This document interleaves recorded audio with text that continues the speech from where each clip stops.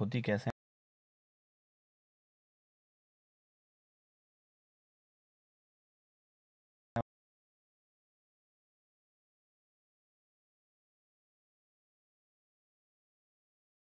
और एक लंबी सांस लीजिए and hold it for a little while, थोड़ा देर के लिए उसको रोके रखिए। Feel your chest bones and the back bone by gently pressing the middle of the chest and back at the same time. Middle of the chest and back at the same time पे उसको press करते हुए feel करना है, ठीक है ना। Count as many ribs bones of the chest, count करने का प्रयास करिए। ये रिब्स कितनी है, द रिब केज, ये रिब केज इस तरह का कुछ होता है। एज पॉसिबल जितना हो पाए उतना काउंट करिए। ऑब्जर्व ए फिगर 8.10, इसको ऑब्जर्व करिए carefully and compare with what you feel of the chest bones. इसी तरह कुछ आपको फील हुआ था क्या? We see that the ribs are curiously bent, थोड़ा बेंट होती हैं। They join the chest bone and the back bone together to form a box. देखिए चेस्ट बोन ये हो गई मान लो, और बैक बोन पीछे वाला दिख रहा है, इसको देखिए ज्वाइन कर रहा है ऐसे सर्कुलर वे में आके, ठीक है। This is called the rib cage, इसको क्या बोलते हैं? रिब केज, ठीक है ना। There are 12 ribs on each side of chest, 12 दोनों साइड हैं। Some important internal parts of our body life protected inside this cage, इस केज के अंदर बहुत सारी इंपॉर्टेंट बॉडी के ऑर्गन हमारे जो हैं वो होते हैं, ठीक है ना। Ask some friends to touch their toe without bending their knee, ठीक है ना। Starting from the neck move your fingers downwards on the back of your friend, ठीक है ना। What you feel is the back bone, जो आपको feel होगा उस समय ये क्रिया करते समय, उसी को बैक बोन बोलेंगे, जो पीछे की तरफ साइड होता है ना। It is made up of many small bones called vertebrae, ठीक ना। The back bone consist of 33 vertebrae. The rib cage is joint to these bones, the rib cage is joint to these bones, rib cage जो है इसी bone से joint होते हैं। If back bone was made up of only one long bone, हाँ, if back bone was made up of only one long bone will your friend be able to bend हो पाते क्या अगर एक लंबी सी हड्डी होती केवल ऐसे? नहीं हो पाते। Make your friend stand with both hands pressed to the wall and ask her to push the wall, दीवार को ढकेलने के लिए उससे बोलिए। Do you notice two bones of the back are prominent where the shoulders are, जहाँ shoulder, they are called shoulder bones, उनको क्या बोलते हैं? सोल्जर बोन्स, ठीक है ना। देखिए समझ में आ गई बात ना, ये सोल्जर बोन्स है। ऑब्जर्व 8.13, इसको एक बार देखिए carefully. This structure is made up of pelvic bones, ठीक है। They enclose the portion of your body below the stomach, stomach के नीचे वाला पोर्शन है ये pelvic bone. This is the part you sit on, जिस पे आप बैठते हो, ये पूरा वही चीज़ है, वही पार्ट है बोन फॉर्म में, हाँ। द स्कल, जो सर का पार्ट होता है, skull is made up of many bones joint together. It encloses and protects a very important part of the body, the brain. इसके अंदर, स्कल के अंदर क्या होता है? ब्रेन होता है, जो कि बहुत इंपॉर्टेंट पार्ट है for body. We discuss many bones and joints of our skeleton there are, ये देखिए स्कल यही है भाई, ठीक है ना। ये साइड से व्यू, एक सेकेंड, ये व्यू साइड से है और ये फ्रंट से, ठीक है ना, दोनों स्कल ही है। Some additional parts of the skeleton that are not as hand as bones and which can be bent, these are called cartilage. Some additional part of the skeleton that are not as hard as the bones कितना hard नहीं होते हैं, and which can be bent, उनको bend भी किया जाता है, उनको क्या बोलते हैं? कार्टिलेज, ठीक ना। फील योर ईयर, कान देख लो। Do you find any hard bones part that can be bent? There do not seem to be any bones here, isn't it? Do you notice anything different between the earlobe and the portion above it? ठीक है ना। As you press them between your fingers, इसको अगर the ear lobe ये है, इसको नीचे वाला पोर्शन इसको प्रेस करिए। And upper part of year has cartilage, इसमें ऊपर में देखिए थोड़ा टाइट कुछ मिलेगा, उसको कार्टिलेज बोलेंगे। नीचे लगभग कुछ नहीं होता है, अभी देख बताते हैं अभी आगे। You do feel something in the upper parts of the ear that is not as soft as the earlobe but not as hard as a bone, isn't it? ये वाला जो है बहुत ना हार्ड होगा ना बहुत ही सॉफ्ट होगा। कार्टिलेज ऊपर वाले को नहीं बोलेंगे, देखते हैं अभी क्या होता है। This is cartilage. Cartilage also found in joints of the body, joints में मिलता है, और ये वाला पोर्शन भी कार्टिलेज है। ना बहुत ज़्यादा सॉफ्ट होगा ना बहुत ज़्यादा हार्ड होगा। नहीं सॉरी, जो मैंने पहले बताया था वही सही भाई, इसको कार्टिलेज बोलेंगे, ठीक है। ये इतना सॉफ्ट भी नहीं होगा और बोन्स की इतना हार्ड भी नहीं होगा, यानी कि ये वाला पोर्शन क्या होगा, कार्टिलेज होगा, जो अपर पोर्शन ऑफ ईयर है, ठीक है ना।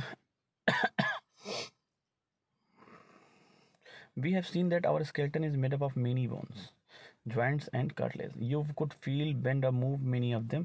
Draw a neat figure of the skeleton in your book.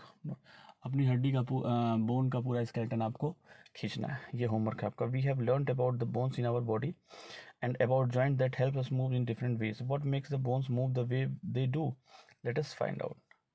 What makes the bones move the way they do? कैसे होता है आखिर वो प्रोसेस, देखते हैं। Make a fist with one hand. Bend your arm at the elbow and touch your shoulder with thumb. Do you see any change in your upper arm? Touch it with other hand. Do you observe a swollen region is the upper arm? This is muscle. Muscles. इस तरह से जब हम करते हैं तो muscle पता चलता है ना, ठीक है। Two muscles work together to move a bone. दो मसल ऊपर नीचे ये काम करते हैं बोन को मूव कराने के लिए, ठीक है ना। This is a muscle. The muscle bulge due to contraction. It became smaller in length. Contraction मतलब होता है लेंथ में कमी आना, ठीक है ना, in contraction, ठीक है ना। Now bring your arm back to its normal position. What happened to the muscle? It is still contracted? You can observe similar contraction of muscle in your leg when you walk or run. Muscle में contraction होता है जब हम उसको move कराते हैं elbow के through या नी के थ्रू पैर में, तो मसल कॉन्ट्रैक्ट होता है। When contracted the muscle become shorter, छोटी, स्टिफर एंड थिकर, मोटी हो जाती हैं और stiffer. It pulls the bone, और बोन को खींचती हैं।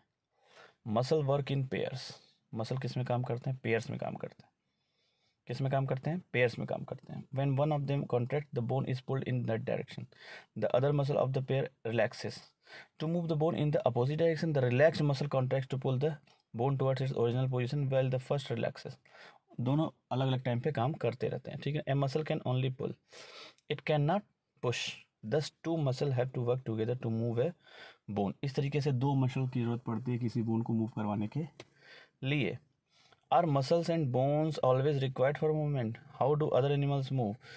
Do all animals have bones? मतलब क्या muscles and bones always require होता है for the movement?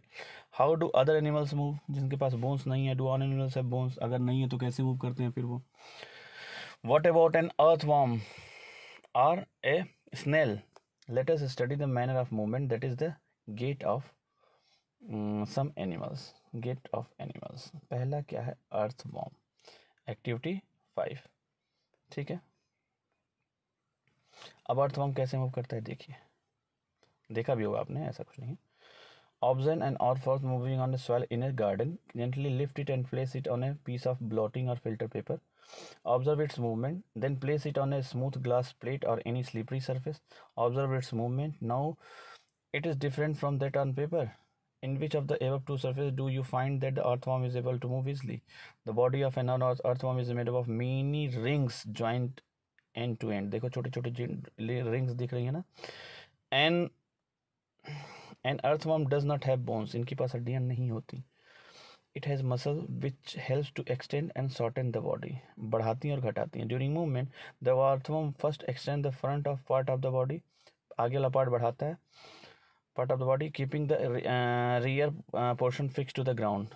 बाकी पिछला portion fix करता है ground. Then it fixes the front end and releases the rear end. मतलब फर्स्ट वाले को पहले मूव कराता है, पिछला वाला रोक के रखता है, फिर आगे वाले को रोक के पीछे वाले को मूव कराता है।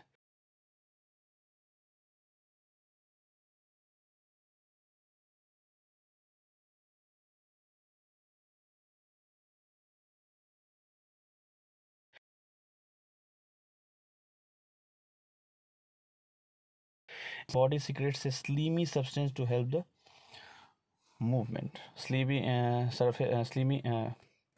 स्लीमी सब्सटेंस क्रिएट करता है जिससे कि मूवमेंट में आसानी हो। How does it fix parts of its body to the ground? How does it fix parts of the body to the ground?